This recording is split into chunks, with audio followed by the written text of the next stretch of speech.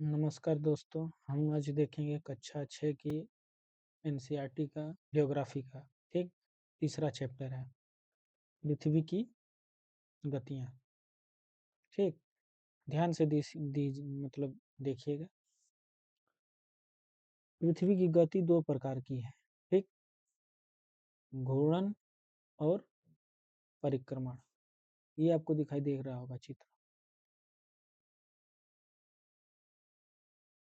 ये इसका अक्ष है। ठीक, और ये यहीं पर खुद अपने अक्ष पे रहते हुए घूर्णन करती है, रोटेट करती है, घूमती है।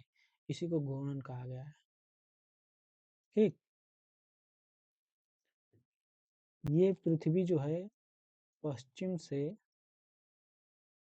पूरब दिशा की ओर घूमती है। इतना बात ध्यान दीजिएगा। पृथ्वी का जो रोटेशन है ना, वो पश्चिम से पूरब है। ठीक, ये देखिए एरो दिया गया है, यहाँ से यहाँ, ये पश्चिम है, ये पूरब है, तो पश्चिम से पूरब की ओर पृथ्वी घूर्णन करती है। दूसरा है परिक्रमण। परिक्रमण किसे कहते हैं? सूर्य के, ये सूर्य है। ठीक, और ये पृथ्वी मान लीजिए। सूर्य के चारों ओर, ठीक, अपने अक्ष के घूमते हुए, अपने घूर्णन करते हुए चारों ओर परिक्रमा करती है। इसी को परिक्रमण कहते हैं। ठीक, देखिए यहाँ पे दिया सूर्य के चारों ओर स्थिर कक्ष में पृथ्वी की गति को परिक्रमण कहा जाता है। ठीक, सूर्य वहीं पे रहेगा। ध्यान से देखिए, सूर्य एक यहीं पर है, सन, और ये अर्थ है। ठीक, ये इसके चारों ओर दीर्घ वृत्ताकार में लगाएगा। ये भी गोलाकार नहीं घूमता है, दीर्घ वृत्ताकार। ठीक ना, दीर्घ वृत्ताकार पथ पर सूर्य की परिक्रमा करता है। आगे देखते हैं क्या है। पृथ्वी का अक्ष एक काल्पनिक रेखा है। ये हम लोग पिछले कक्षा में पढ़े थे, ग्लोब जो बनाया था अक्ष को। ठीक, वह समतल जो कक्ष के द्वारा बनाया जाता है उसे कक्षीय समतल कहते हैं। ठीक, नीचे देखिए यहाँ पर दिया गया है, अक्ष के द्वारा जो बनाया जाता है इसे कक्षीय समतल कहते हैं। ठीक, ठीक ना, यही कक्षीय समतल है। और यहाँ अक्ष से कक्षीय समतल 66.5 डिग्री है। ठीक, और ये जो आप देख रहे हैं ये 23.5 डिग्री टिल्ट है। ठीक ना, 23.5 डिग्री पृथ्वी झुकी हुई है। इसी को हम 23.5 डिग्री झुका हुआ मतलब कहते हैं। ठीक, अब आगे जो देखते हैं, सूर्य जान लीजिए ये है सन। ठीक, ये पृथ्वी है। ये पृथ्वी रोटेट करती है तभी जाके दिन रात होते हैं। अगर ये रोटेट नहीं करेगी तो एक और हमेशा रात, एक और हमेशा दिन रहेगा। ठीक, और इसके बीच में जो पार्ट है, इसको जो बराबर भागों में बांटता है, इसी को कहते हैं प्रदीप्ति वृत्त। प्रदीप्ति वृत्त। ठीक, इधर रात है, इधर दिन है। वह ग्लोब पर वह वृत्त जो जो दिन रात को विभाजित करता है उसे प्रदीप्ति वृत्त कहते हैं। ठीक ना, ये विभाजित कर रहा है यहाँ से। ठीक, ये दिन ये रात, इसी को कहते हैं प्रदीप्ति वृत्त। ये क्वेश्चन इंपॉर्टेंट है, आ सकता है। ठीक, आगे देखते हैं। अगर पृथ्वी घूर्णन नहीं करे तो क्या होगा? पहले तो देख लेते घूर्णन करती है तो क्या होता है। पृथ्वी घूर्णन करती है तो क्या होता है? दिन रात होता है। ठीक, ज्वार भाटा आता है। ठीक, कोरियालिस बल प्रभावित होता है मतलब हवाओं का दिशा बदलता है।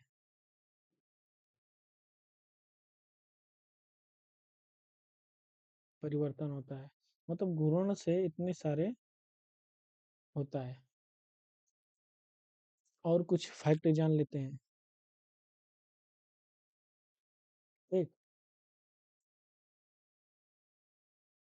1670 किलोमीटर प्रति घंटे के हिसाब से पृथ्वी घूर्णन करती है एक जगह से, मतलब एक ही स्थान पर अपने अक्ष पर पृथ्वी जो घूमती है ना, 1670 किलोमीटर के प्रति हिसाब से, और इसका समय लगता है 24 घंटा घूर्णन करने में। ठीक, आगे देखते हैं। पृथ्वी अगर घूर्णन नहीं करे तो क्या होगा, आप बताइए क्या होगा।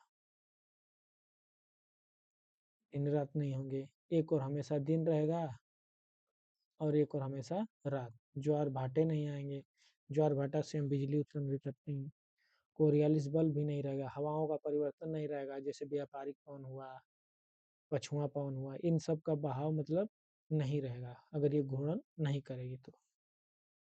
सूर्य के तरफ वाले हिस्से पर हमेशा दिन होगा, जिससे के कारण उस भाग में गर्मी लगातार पड़ेगी, दूसरे भाग में हमेशा अंधेरा रहेगा तथा वो ठंडा रहेगा। ठीक, और इससे जीवन हमारा संभव नहीं हो सकता। अब देखते हैं पृथ्वी की दूसरी गति, परिक्रमण कैसे करती है पृथ्वी। ठीक, सूर्य के चारों ओर अक्ष में होती है, उसे परिक्रमण कहते हैं। ये देखिए परिक्रमण दिखाई है, सूर्य है। ठीक, ये पृथ्वी है, पृथ्वी अपना परिक्रमण कर रही है। कौन से परिक्रमण कर रही है, दीर्घवृत्ताकार। ठीक, अब देखिए इसी की वजह से, परिक्रमण की वजह से, मिटा कर थोड़ा सा देख लेते हैं हम।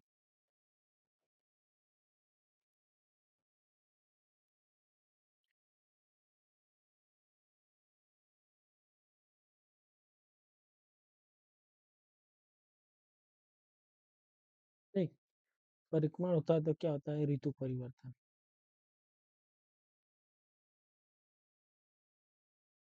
दिन रात की अवधि,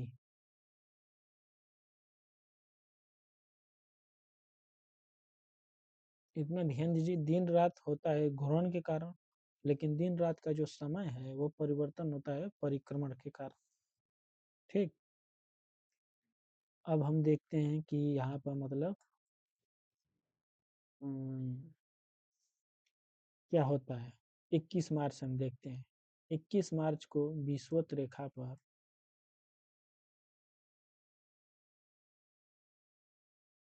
सीधी किरणें पड़ती हैं। ठीक, 21 मार्च को विषुवत रेखा पर, ये हमारा विषुवत रेखा है, यहाँ से मान लीजिए, इस पे सीधी किरणें पड़ती है सूर्य की, सूर्य की सीधी किरणें पड़ती है। ठीक ना, और उत्तरी गोलार्ध में रात होता है, दक्षिणी गोलार्ध में दिन होता है। उसी को दक्षिणी ध्रुव को, मतलब ध्रुव वाले भाग को शरद ऋतु और उत्तरी भाग को बसंत ऋतु बोलते हैं। फिर ये आते आते देखते हैं यहाँ पर आ जाता है जून में, क्योंकि मार्च अप्रैल मई जून चौथा महीना में यहाँ आता है, तो 4 महीना बाद हमारा क्या होता है, ऋतु परिवर्तन होता है उत्तरी गोलार्ध में। उत्तरी गोलार्ध में ग्रीष्म ऋतु आता है, यानी कि गर्मी का मौसम आता है जून में। 21 जून को देखते हैं, 21 जून को बहुत तेज धूप होती है ना, वही। और दक्षिणी ध्रुव में शीत ऋतु धीरे धीरे होने लगता है। ठीक, फिर ये रोटेट करते हुए आती है अपना 23 सितंबर तक। ये ध्यान दीजिए कि 21 जून को कर्क रेखा पर सीधी किरणें पड़ती हैं।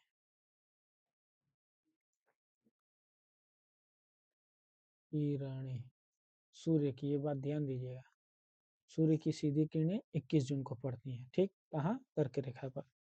फिर ये आता है 23 सितंबर नीचे, फिर विषुवत रेखा पर सीधी किरणें पड़ती है। विषुवत रेखा पर 2 बार सूर्य की सीधी किरणें पड़ती है। सीधी किरणें मतलब कि एकदम ऊर्ध्वाधर। ठीक, और फिर देखिए उत्तर की ओर क्या होता है, शरद ऋतु आ जाता है, और दक्षिण की ओर बसंत ऋतु। ठीक, पतझड़ जिसे कहते हैं। फिर ये देखिए आते हुए 22 दिसंबर को होता है। 22 दिसंबर को क्या होता है, दक्षिणी ध्रुव में धूप होने लगता है, उत्तरी ध्रुव में रात, जिससे कि शीत ऋतु आने लगता है। ठीक ना, 22 दिसंबर को मकर रेखा पर सीधी किरणें पड़ती है, ये बात ध्यान दीजिएगा। ठीक, ये इम्पोर्टेंट है। 22 दिसंबर को मकर रेखा पर, ये मकर रेखा यहाँ से है 23.5 डिग्री साउथ। ठीक, और उत्तर की ओर रात होने लगता है। ठीक ना, ये भी ध्यान दीजिए कि यहाँ से यहाँ तक आने में दक्षिणी ध्रुव में, ठीक, 6 महीना दिन, उत्तरी ध्रुव में 6 महीने रात। वैसे ही यहाँ से यहाँ जाने में दक्षिणी ध्रुव में 6 महीने दिन, उत्तरी ध्रुव में 6 महीने रात, और यहाँ से आने में दक्षिणी ध्रुव में 6 महीने रात और उत्तरी ध्रुव में 6 महीने दिन। यहाँ से यहाँ मान लीजिए, यहाँ से यहाँ सही रहेगा। ठीक, आगे देखते हैं। पृथ्वी को घूर्णन करने में लगभग 23 घंटा, ठीक, 23 घंटा 56 मिनट आसपास लगता है। तो ये जो 1 घंटा बचा है, ठीक ना, 1 घंटा बचा, तो 1 साल में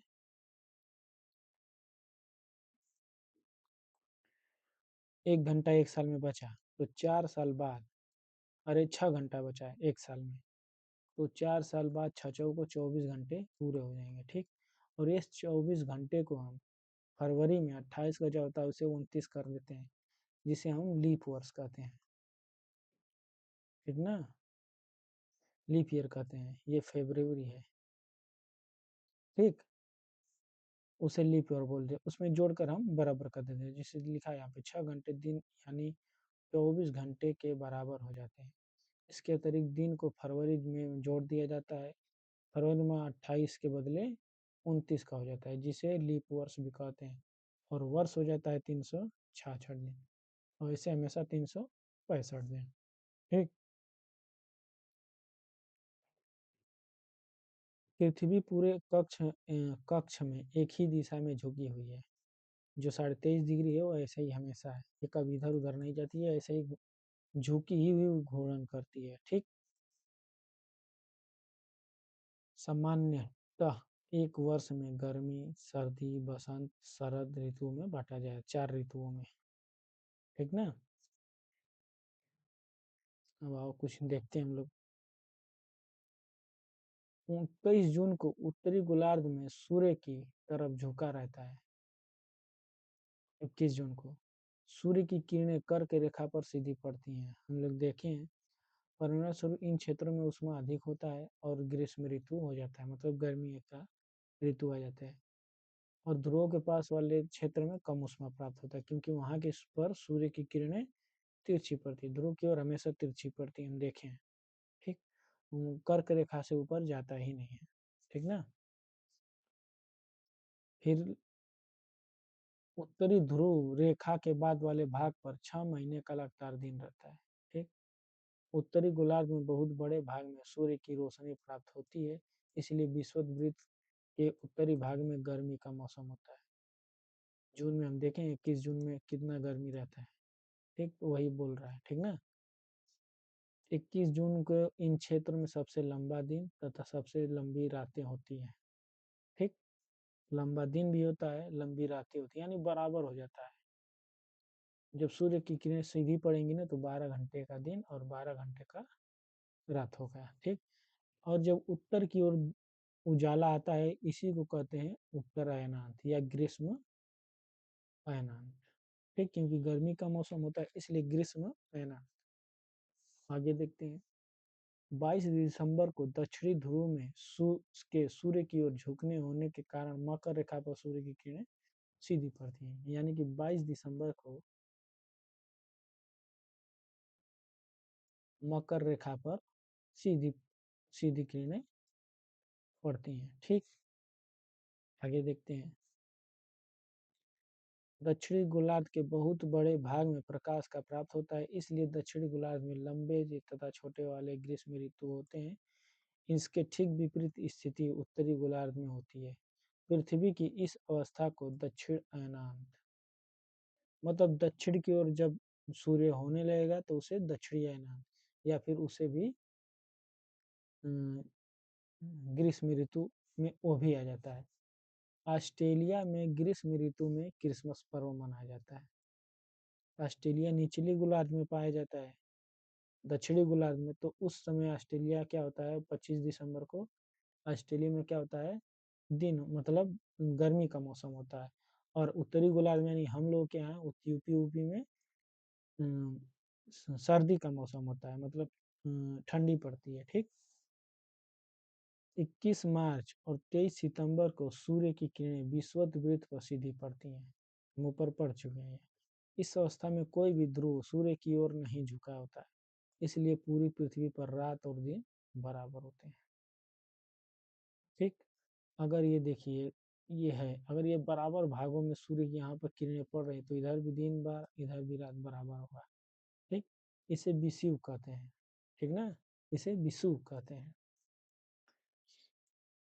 23 सितंबर को उत्तरी गोलार्ध में शरद ऋतु होती है, जबकि दक्षिणी गोलार्ध में बसंत ऋतु। 23 सितंबर को ये मान लीजिए है, ये उत्तरी गोलार्ध है, ये दक्षिणी गोलार्ध है। ठीक, 23 सितंबर को उत्तरी गोलार्ध में शरद ऋतु, यहाँ पे शरद ऋतु होता है, क्योंकि सितंबर अक्टूबर नवंबर में देखते हैं कि पेड़ पर से पत्तियां गिरने लगती है। ठीक, जबकि दक्षिणी गोलार्ध में बसंत ऋतु, यहाँ पर बसंत ऋतु।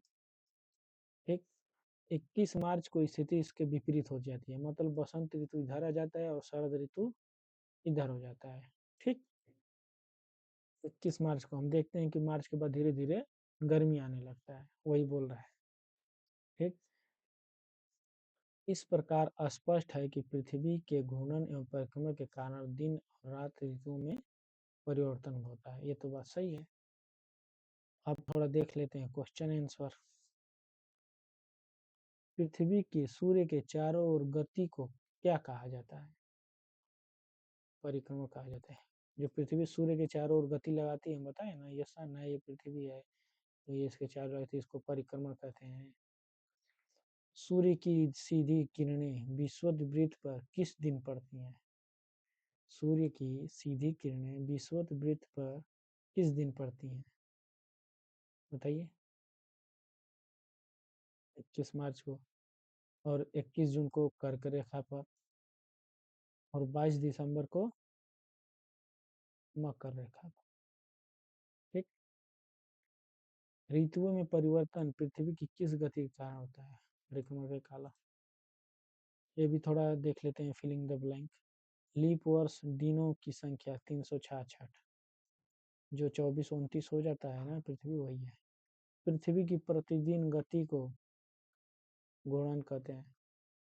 ठीक, पृथ्वी सूर्य के चारों ओर दीर्घवृत्ताकार कक्षा में घूमती है। 21 जून को सूर्य की किरणें विषुवत रेखा पर सीधी पड़ती है। ठीक, नहीं नहीं ये गलत है, विषुवत रेखा तो नहीं, 21 जून है ना, 21 जून को कर्क रेखा पर। ठीक, ऋतु में दिन छोटे होते हैं, किस ऋतु में दिन छोटे, ये आप बताएंगे। ठीक, तब तक के लिए नमस्कार। अब हम अगले चैप्टर देखेंगे कल। ठीक, धन्यवाद।